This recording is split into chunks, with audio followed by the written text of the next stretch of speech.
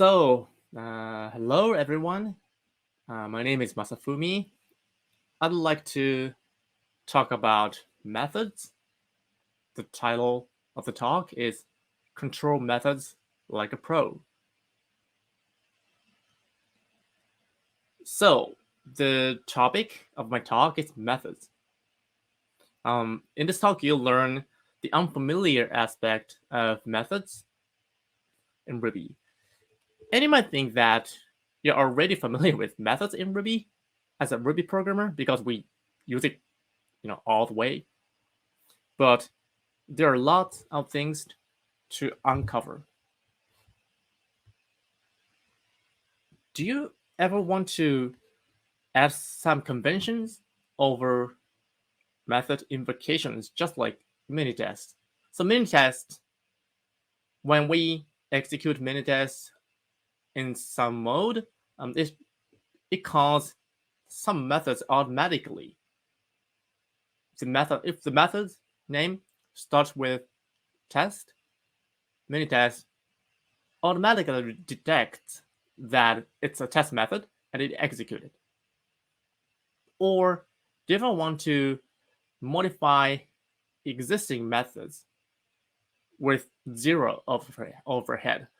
For example, we always use things like active support callbacks, but it had some overhead.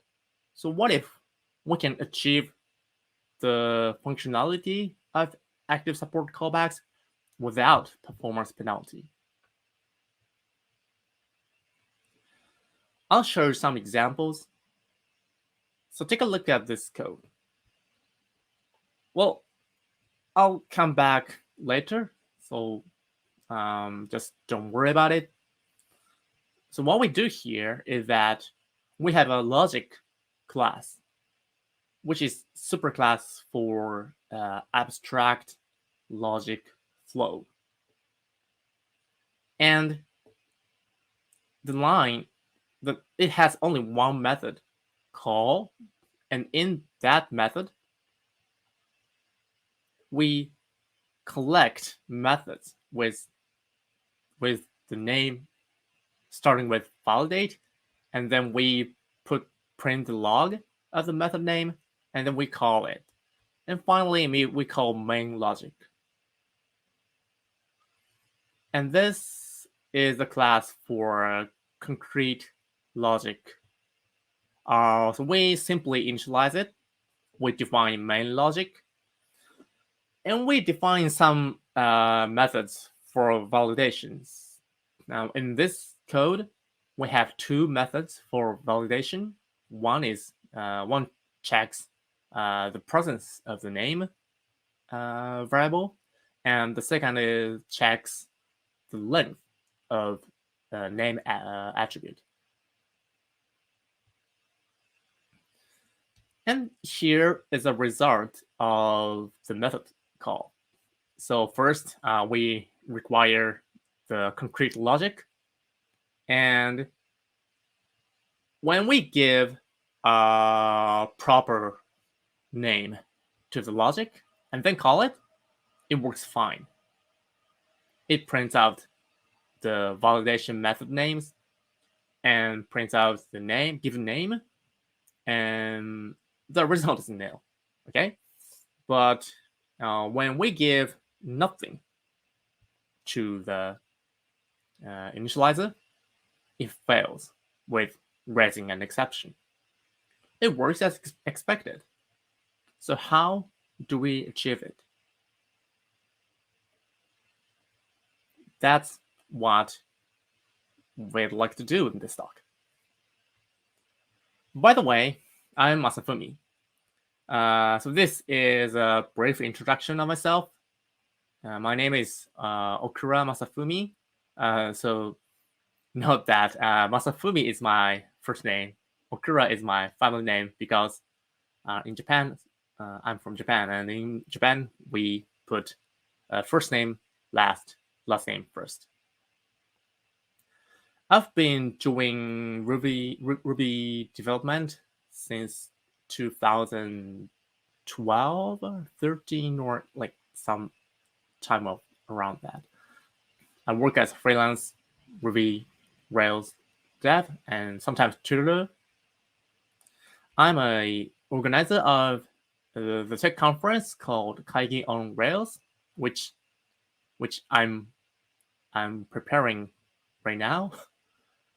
I'm also a creator of Albert Jam, along with a few other jams.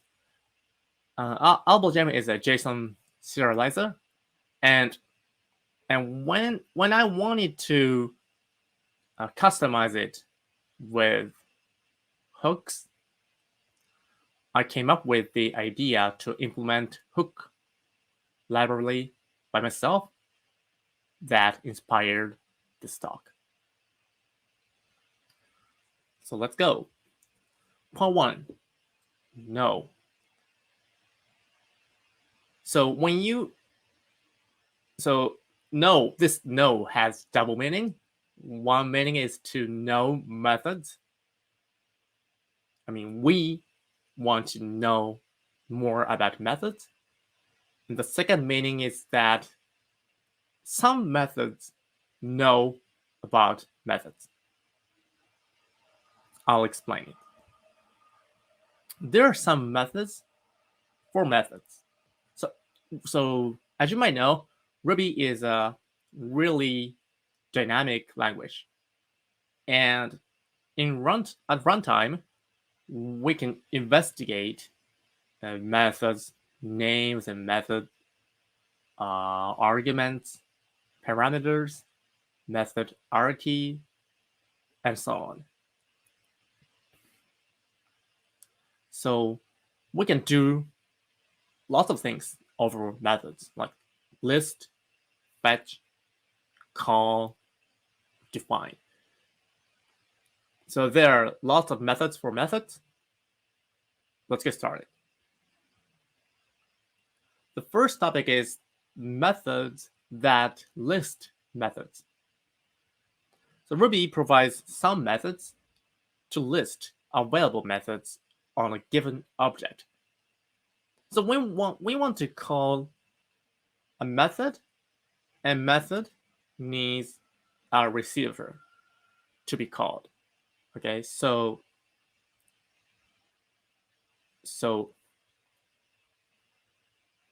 a method is on an object, and an object has many methods. We'd like to list methods on that object. We can use some forms of methods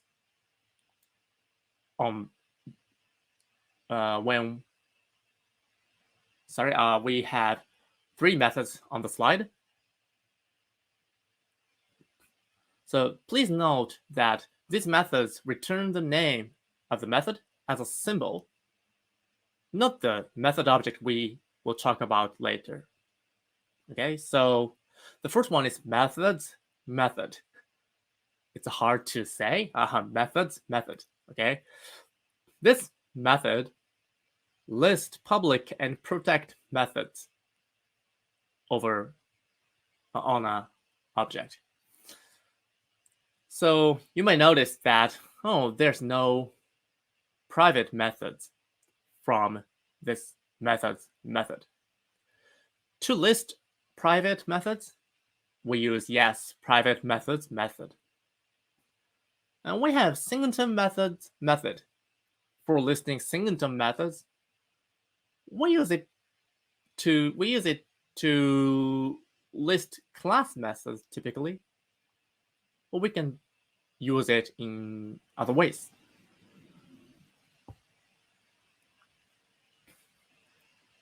Let's talk about methods that fetch method. So there is a method called method, which is pretty confusing, but it's an important method. So method fetch a method object with a given name from an object. For example, we have string foo object. The class of the foo object is string.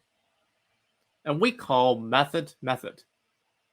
on a who object with one argument at symbol gsub. This returns callable gsub method object. So we can just store it in a variable and call it later in the code. We also have instance method for an instance method. We usually call it on a class object. For example, string.instance method, and with the gsub argument, also returns a method object, but the class of the method object is actually not the method, but unbound method. And this is not callable. I'll explain it later. Yes, a method object. So in Ruby, methods are objects. That being said, we can interact it with methods on a method class, and we can get some information from it. So there are two classes for method. The first one is, yes, a method class. So this class is associated with a particular object, not only a class. It's important that it's actually callable. It responds to call method. And when we call method object, the method body is executed. Method class can be converted into a proc, which is another topic. We cannot dive into a proc this time. But anyway, we can convert it into a proc with two proc method. Proc is kind of small method. We always use block in Ruby, but a proc is something for block as a class. And we talk about method class. Method class can be converted into an unbound method class with unbind method. What is unbound method class? In contrast, this unbound class object is not associated with an object. It's associated with class, but it's not associated with object. So it's not callable. When we want to call method, we always need method receiver. And this unbound class is not associated with a receiver, so we cannot call it. So what is it for? Oh, it also cannot be converted into a proc, since proc should be callable, but this unbound method is not callable. We can actually convert it into a method class object with bind method. The bind method takes a real object and it attaches an unbound method into an object. We can inspect methods. There are so many methods available on a method class. We can get name, we can get parameters with quite a lot of details. We can know arity of the method, so the number of parameters. We can tell where it's located with source location method. It's pretty useful for debugging. For example, we sometimes use source location method for external gems. So we want to debug external gems we use. It's hard to edit it directly, or we don't even know where it is. So it's pretty useful to know the location of the method with source location. It's interesting that we don't have a method for method body. So we talked about toProc method before, but it's kind of body method. So method body is actually callable, and it can be converted into a proc. Okay, so I'd like to show you what was done in the previous example at the first of the talk. Okay, so we have logic class here, and we have logicals here. We have only one call method. So this method's call is to list public and protect methods. And in case of the methods defined under the private call, we'd like to use private methods as well to list all the methods. Okay, and so these methods return an array. So we sum, and we use select as usual to filter the returned value. And method name is a symbol. So it responds to start with method, which is pretty neat. We give an argument, validate underscore string, and we start loop with each. And this time we use method to fetch a method class. It responds to name, so we use it to return a name of the method. And we print log, and then we call it. And finally, we call main logic.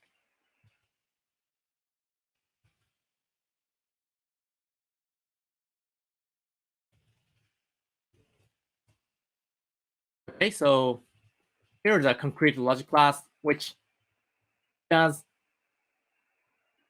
what we want to do, not trivial parts. This is the beauty of this way.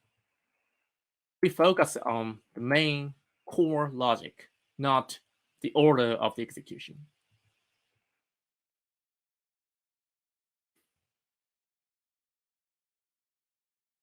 The key point is that we need to start a method name with validate underscore. So it's a convention. Okay, let's go. The part 2 is define. We can define methods. Well, usually we use def keyword, but we can define methods in other ways. As I said, when we use def keywords, it's pretty simple, but it's static. It's not dynamic. For example, it doesn't accept symbol as a method name. Instead, we can use define method. It's dynamic.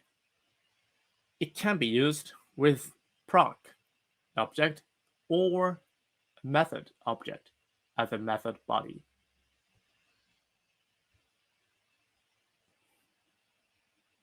We don't usually undefine methods, but we can. We have actually 3 ways to undefine method. Undef is a keyword and undef method is a method. But they are quite similar. They both prohibit an object to respond a method name. So it's similar to the relationship between def and define method. So undef is keyword, undef method is a method. So undef method is more dynamic.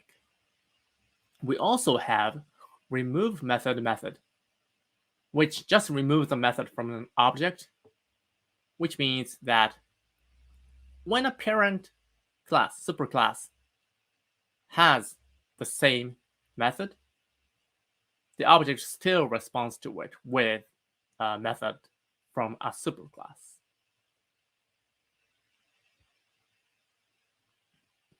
When we combine them into one code snippet, we can redefine methods.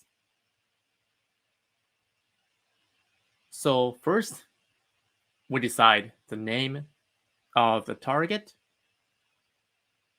So let's say we want to redefine a foo method. Then we can fetch the method body using method, as we explained it earlier. And then we create a new proc inside which fetch the method object is called. Well, it's hard to know what's going on here. Don't worry, we'll talk about it later.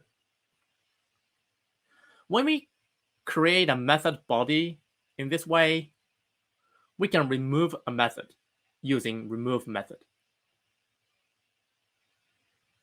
Now, we define a new method with the same name, in this case who, using define method with a newly created proc as a method body. So it's quite complicated, but it's so useful because Ruby doesn't allow us to redefine or customize existing method in a native way.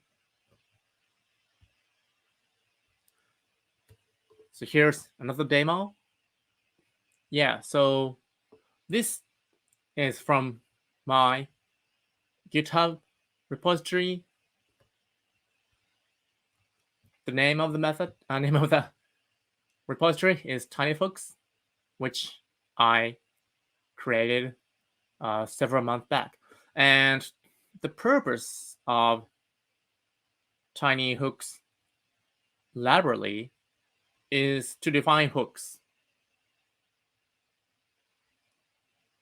And the important thing is that TinyHooks works really fast and simple way.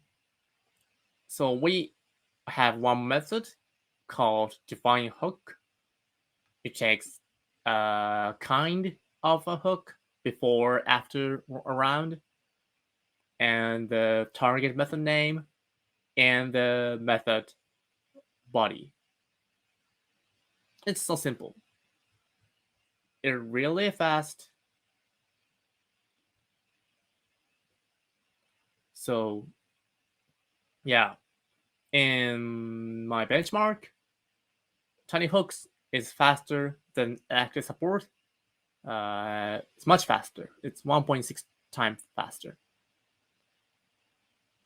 Cool. So how is it possible? So this is the body of a define hook method, which is quite complicated, but let's take a look at its core. So it can be used for both instance method and the class method. So we have a flag here, class method flag. And if it's on, it's for class method. So we fetch private methods And if the target name is in this list, it should be private. So we want to keep it private. And then if we want to create a hook for a public method only, we call public method.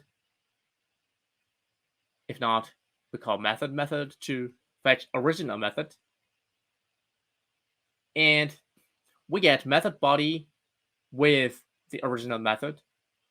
And then we call singleton class, and we call class eval on a singleton class to undefined method and redefine method and make it private.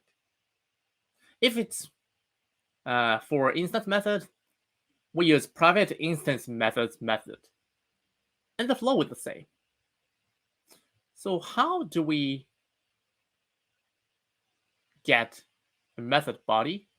Well, it takes kind and original method, and we call before, after, and around method with original method. We create a new proc, and inside it, we cancel our hooks with some conditions, and then original method. If original method is an unbound method, we bind and call it with bind call method. If it's a method object, we simply call. So this is a hook part. If the users give a proc to define hook, it's called before the original method.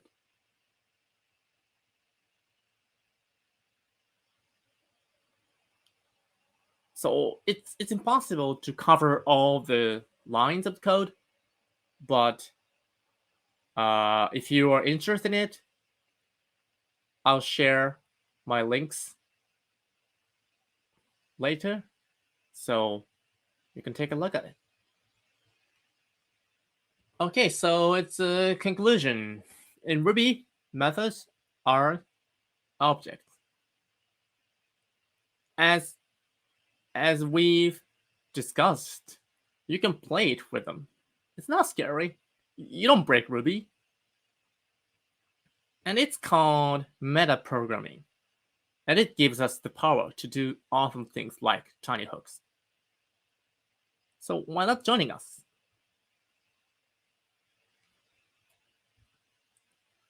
The next step are going to be like this. It's a URL of the TinyHooks repository. We have awesome official document for methods, related methods, and your code. You can code it right now. You might feel interested, you might feel excited, then why not joining us? Thank you.